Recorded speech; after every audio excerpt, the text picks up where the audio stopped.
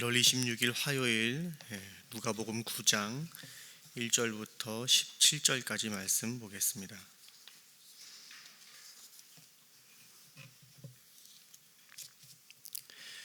예수께서 12제자를 불러 모으사 모든 귀신을 제어하며 병을 고치는 능력과 권위를 주시고 하나님의 나라를 전파하며 앓는 자를 고치게 하려고 내보내시며 이르시되 여행을 위하여 아무것도 가지지 말라. 지팡이나 배낭이나 양식이나 돈이나 두벌옷을 가지지 말며 어느 집에 들어가든지 거기서 머물다가 거기서 떠나라. 누구든지 너희를 영접하지 아니하거든 그 성에서 떠날 때 너희 발에서 먼지를 떨어버려 그들에게 증거를 삼으라 하시니 제자들이 나가 각 마을에 두루 다니며 곳곳에 복음을 전하며 병을 고치더라.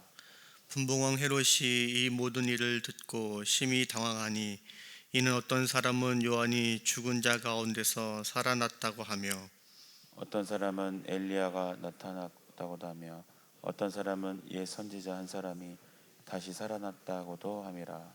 헤롯이 이르되 요한은 내가 목을 베었거늘 이제 이런 일이 들리니 이 사람이 누군가 하며 그를 보고자 하더라. 사도들이 돌아와 자기들이 행한 모든 것을 예수께 여쭈니 데리시고 따로 벳세다라는 곳으로 떠나 가셨으나 무리가 알고 따라왔거늘 예수께서 그들을 영접하사 하나님 나라의 일을 이야기하시며 병 고칠 자들은 고치시더라. 날이 저물어 가매 12 사도가 나와 여짜오되 무리를 보내어 두루 마을과 촌으로 가서 이와며 먹을 것을 얻게 하소서. 우리가 있는 여기는 빈들이니이다.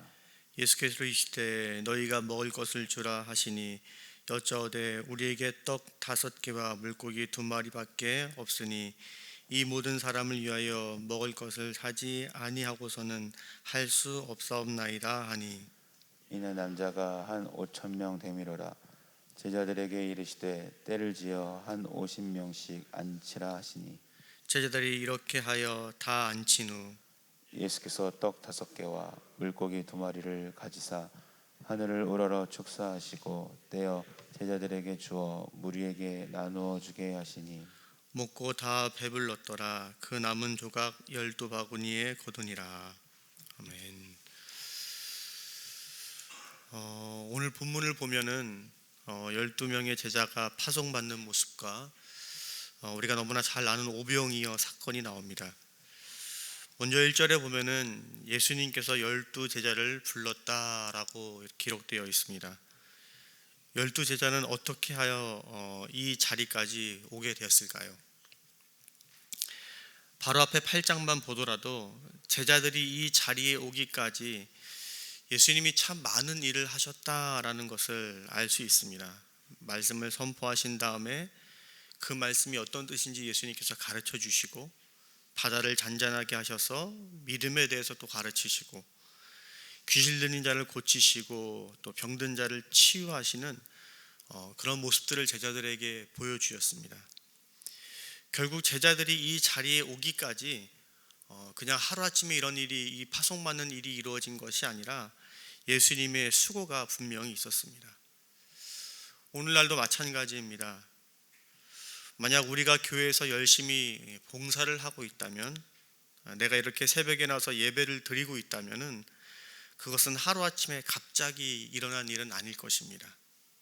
오늘 본문의 제자들이 파송을 받아 이 자리에 오기까지 예수님의 많은 수고가 있었던 것처럼 우리가 어떤 일을 하고 있다면 어떤 자리에 있다면 그 자리에 있기까지 그 일을 하기까지 분명 우리를 향한 예수님의 애씀과 수고가 있다는 것입니다. 이 새벽에 우리가 먼저 그것을 기도하는 은혜가 있기를 바랍니다. 하나님, 내가 주님이 그리워서 내 삶에 주님이 필요해서 또 이 자리에 왔지만 사실은 이 자리에 오기까지 주님의 애쓰심이 있었습니다 라는 그 감사의 겸손의 고백이 저 여러분 가운데 있기를 바랍니다. 예수님께서 제자들을 파송하실 때 그냥 파송하시는 것이 아니라 제자들에게 능력을 주어서 파송하십니다. 1절 끝에 능력과 권위를 주셨다라고 되어 있습니다. 여러분, 그러면 제자들은 이 예수님이 주시는 능력과 권위를 어떤 방법으로 갖게 되었을까요? 바꿔 말하면은 어떤 방법으로 예수님은 제자들에게 능력과 권위를 주셨을까요? 안수를 하셨을까요? 갑자기 능력이 생긴 어떤 사건을 일으키셨을까요? 어떤 방법인지 성경에서 문자적으로 언급하고 있지는 않습니다. 그러나 이 능력과 권위라는 말을 보면은 우리가 한번 좀 생각해 볼 수가 있습니다. 여기서 능력이라는 말은 귀신을 쫓거나 병을 고치는 어떤 신적인 능력을 말하는 것입니다. 그리고 권위는 말씀의 권세를 말하는 것입니다. 여러분, 누가복음에서 우리가 쭉 읽으면서 많이 보았던 것이죠. 제자들에게 이런 능력이 하루아침에 생겼을까요? 그렇지 않을 것입니다. 예수님과 함께 다니면서, 예수님과 가까이 하면서, 또 우리 가까이 본다면은 8장에서 보여준 것처럼 예수님이 귀신을 쫓으시고 병을 고치시고 씨 뿌리는 비유와 같이 놀라운 권위 있는 말씀을 전하는 그런 것을 보면서 차츰차츰 제자들이 이런 능력을 갖게 되었을 것입니다. 결국 능력과 권위라는 것은 예수님과 가까이 하는 시간들을 통해서 생겨나는 것입니다. 여러분, 우리 안에도 능력이 있습니다. 누군가에게는 사람을 섬기는 능력이 있고, 누군가에게는 공동체를 보는 통찰력이 있고, 또 어떤 사람에게는 가르치는 능력이 있습니다. 참 여러 가지 능력들이 우리들에게 있습니다. 그런데 이 모든 것은 예수님을 가까이 할 때 생기는 것이고, 예수님을 가까이 할 때 그 능력이 유지되는 것입니다. 우리가 가끔 이런 이야기를 듣습니다. 내가 예전에는 교회 봉사를 참 많이 했었는데 세월이 지나면은 섬김의 모양은 바뀌게 됩니다. 그런데 만약 섬김의 모습 자체가 없어졌다면은, 섬김의 모양이 바뀌는 것이 아니라 섬김 자체가 없어졌다면은, 그러면 한 번쯤 생각해 봐야 합니다. 그 열심히 섬길 때만큼 내가 지금 하나님을 가까이 하고 있는지, 혹시 예수님과 함께하는 시간이 줄어들어서 내게 나가는 능력이 없어진 것은 아닌지 생각을 해봐야 합니다. 능력은 분명 오랜 시간 예수님과 가까이 하는 제자들에게 생겼습니다.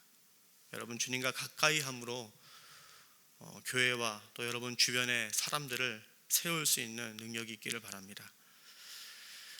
제자들이 드디어 파송을 받게 됩니다. 2절 끝에 보내시며 라고 표현하고 있습니다. 쫓아냈다는 말이 아니라 복음 전파를 위해서 파송을 받았다라는 이야기입니다. 그럼 이 제자들을 누가 파송한 것이죠? 오늘 본문 처음에 나옵니다. 1절에 예수께서 라고 되어 있습니다. 1절부터 5절까지가 한 문장이죠. 제자들을 파송한 것은 예수님입니다. 그리고 무엇을 위해서 파송하죠? 하나님 나라 전파를 위해서 파송합니다. 정리하면은 예수님께서 하나님 나라를 세우기 위해 제자들을 파송한 것입니다. 어쩌면 이 말씀은 복음을 전하는 어떤 전도자나 선교사님들을 위한 어떤 말씀이라고 생각될 수도 있습니다. 그러나 이 말씀 역시 우리 모두를 향한 하나님의 말씀인 거죠. 우리가 만약 이 다음에 천국에 가면 하나님께서 이것을 기준으로 우리를 평가할 것입니다. 하나님 나라를 위해서 무엇을 하였는가? 하나님 뜻을 이루기 위해서 무엇을 하였는가? 그것이 나중에 이 땅에 파송받은 우리가 평가받는 기준이 될 것입니다. 이 땅에서의 평가는 소유가 될지 모릅니다. 이 땅에서의 평가는 어떤 위치나 자리가 될지 모릅니다. 그러나 우리를 보내신 하나님의 평가 기준은 하나님 나라를 위해서, 하나님 뜻을 이루기 위해서 우리가 무엇을 하였는가가 우리가 평가받는 기준이 될 것입니다. 여러분, 오늘 하루도 이 기준이 우리를 이끌어 나가는 축복이 있기를 바랍니다. 예수님께서 제자들을 파송하실 때 몇 가지 당부를 하십니다. 지팡이, 배낭, 양식, 돈, 두벌 옷, 이런 것을 가져가지 말라라고 하시죠. 또 어느 집에 들어가든지 거기서 머물다가 거기서 떠나라고 하십니다. 여기저기 옮겨 다니지 말고 복음을 전할 때 한 곳에 진중하게 있으라라고 말씀합니다. 결국 여러분 3절과 4절에 복음을 전할 때 예수님께서 당부하시는 것은 무엇이냐면은 마음을 다른 곳에 빼앗기지 말고 마땅히 집중해야 할 것에 집중하라라고 말씀하는 것입니다. 우리가 하나님의 뜻대로 살려고 할 때 여러분 어떻죠? 우리 마음을 흐트러뜨리는 것이 참 많이 있습니다. 당연히 있어야 된다라고 생각하는 것들에, 또 눈에 보이는 것들에 우리가 마음을 뺏기고 그것 때문에 하나님이 보이지 않을 때가 종종 있습니다. 이때 우리가 과연 우리의 마음을 흐트러 놓는 것들, 눈에 보이는 것들, 정말 이건 있어야 된다라고 생각하는 것들이 과연 하나님의 뜻을 이루는데 정말 필요했던 것인지, 과연 내 마음을 집중하게 하는 것인지, 아니면 오히려 내 마음을 흐트러뜨리고 하나님을 잘 보이지 못하게 하는 것들인지 우리 새벽에 함께 생각해보고 기도하는 시간 되었으면 좋겠습니다. 5절에 보면은 너희 발에 먼지를 떨어버리라 라는 말이 나옵니다. 제자들이 복음을 전하러 갈 때 만약 제자들을 영접하지 않는다면은 이러한 행동을 하라라는 거죠. 나는 복음을 전했으니 내 책임은 다했다라는 어떤 표현이 될 것입니다. 그런데 이런 행동은 사도행전에도 나옵니다. 이방의 선교를 할 때 사도들을 영접하지 않는 행동을 할 때 사람들이 이런 행동을 하게 되죠.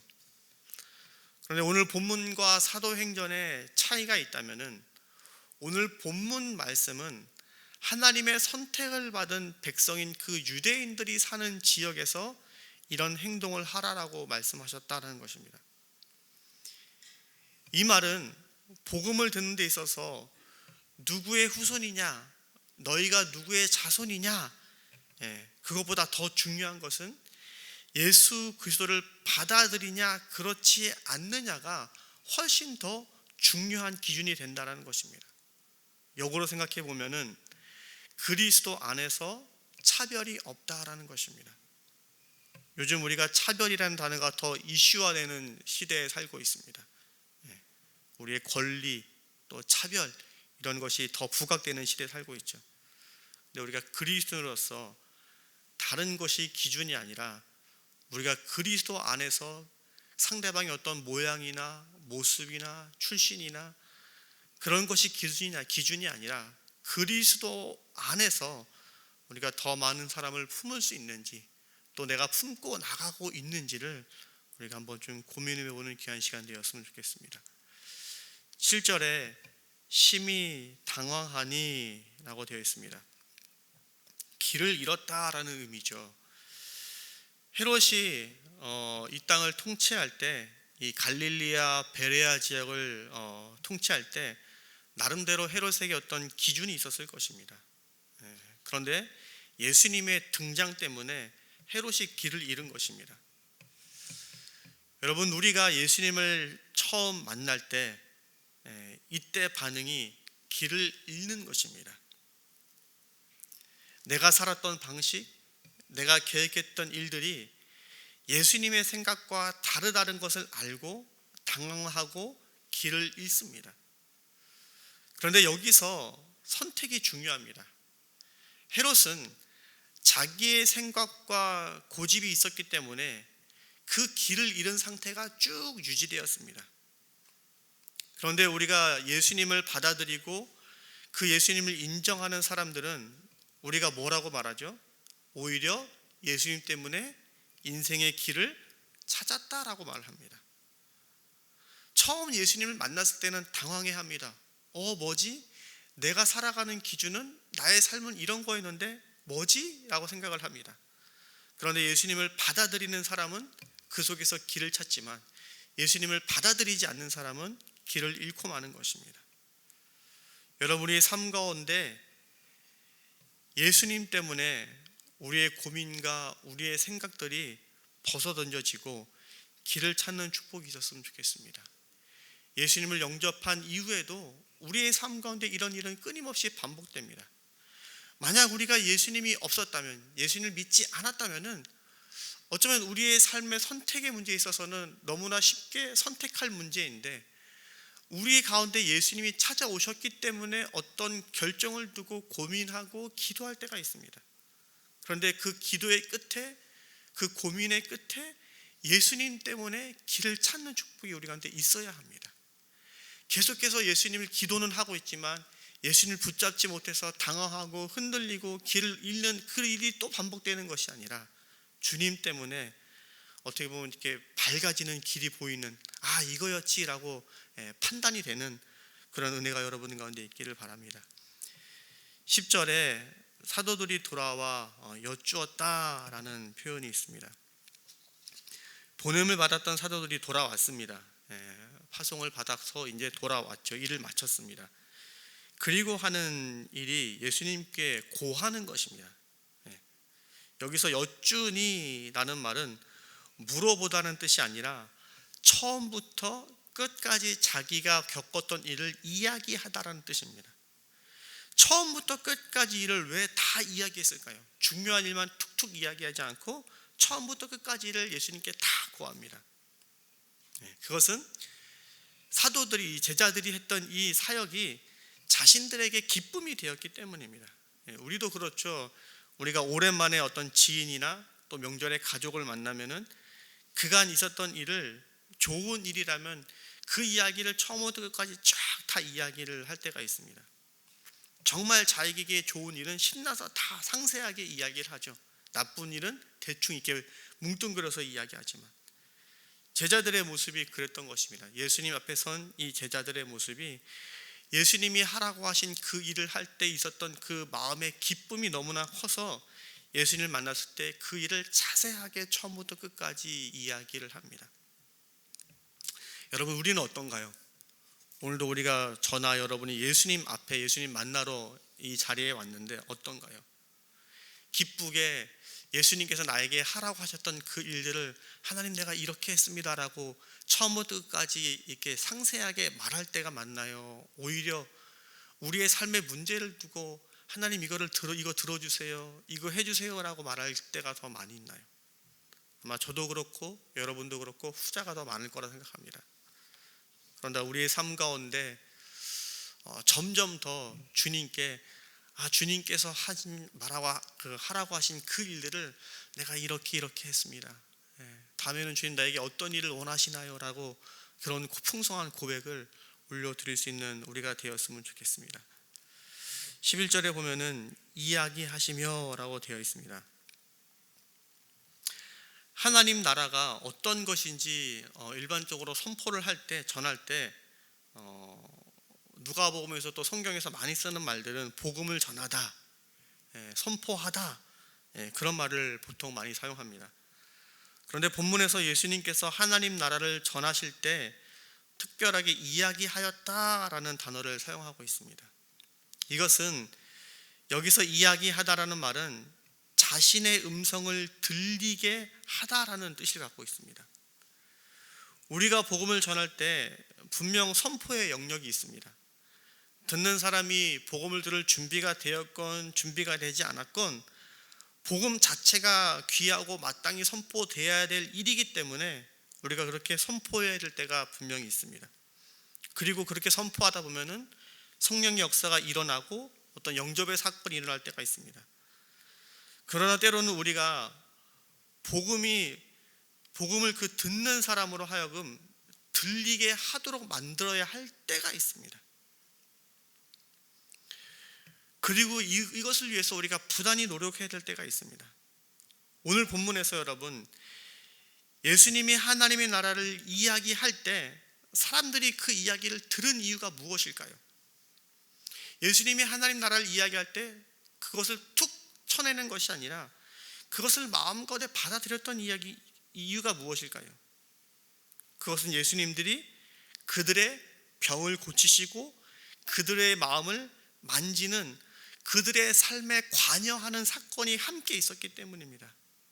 그렇기 때문에 이 사람들의 마음이 녹아서 예수님이 하시는 그 하나님의 나라를 이야기를 귀 기울여 듣게 되었던 것입니다. 오늘날 우리 주변에 예수님을 믿었으면 하는 사람들이 분명히 있습니다. 아내가, 남편이, 자녀가, 부모가, 내 주변의 친구가 예수님을 분명 깊이 만났으면 좋겠다, 예수님을 영접했으면 좋겠다라고 바라는 마음들이 우리에게 있습니다.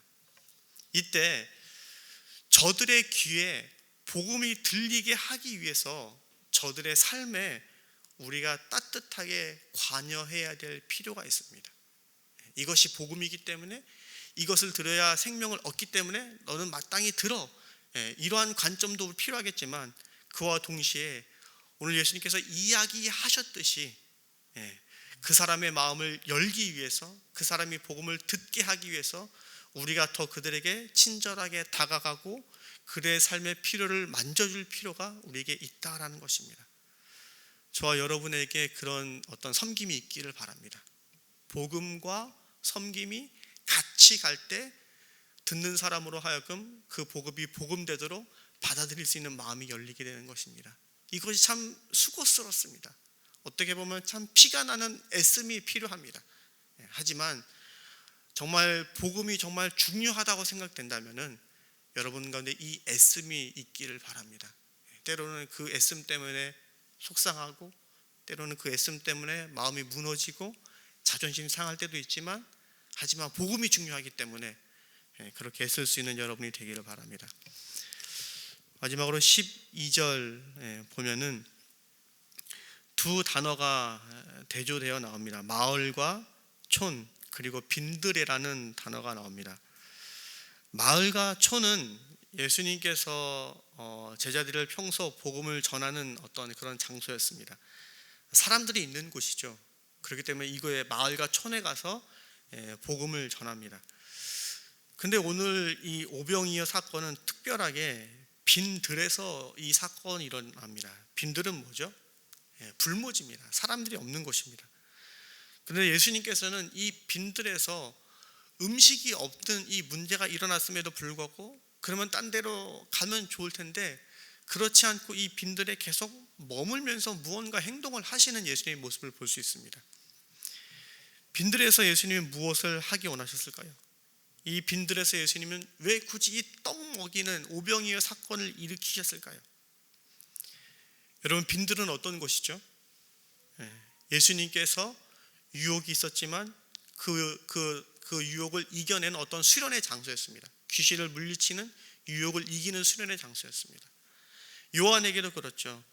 메뚜기가 석청을 먹으면서 하나님의 뜻을 이루고 하나님의 나라를 선포하는, 회개의 복음을 전하는 그런 장소였습니다. 이 빈들이라는 것은, 이 광야라는 것은 하나님을 더 깊이 알아가기 위해서 성장하는 그런 자리였던 것입니다. 예수님은 이 빈들에서, 굳이 이 빈들에 머물면서 이 모인 사람들에게 무언가 하고 싶은 이야기가 있었기 때문에 이 빈들에 머물면서 다른 곳에 가지지 않고 오병이어 사건을 일으키셨던 것입니다. 여러분, 우리에게도 불현듯 하나님께서 어떤 일을, 어떤 사건을 우리에게 일으키실 때가 있습니다. 그런데 그것이 빈들과 같지만, 광야와 같지만, 그 속에서 우리에게 던지시는, 우리에게 무언가를 깨닫게 하시는 장소라고 여기고, 그 시간과 그 장소를 그냥 흘려보내는 것이 아니라 그곳에서 주님의 뜻을 깨닫고 발견하고, 때로는 예수님처럼 승리하고, 때로는 요한처럼 하나님의 뜻을 펼쳐내 나가는 귀한 장소가 되기를 바랍니다. 분명 우리의 삶 가운데 크고 작게 이런 빈들이 있을 것입니다. 그런데 이 빈들이 그냥 빈들로 끝나는 것이 아니라 주님을 알아가는, 주님의 뜻을 펼쳐나가는, 하나님에 대해서 배우는 귀한 시간과 장소가 되는 은혜가 여러분 가운데 있기를 주님의 이름으로 축복합니다.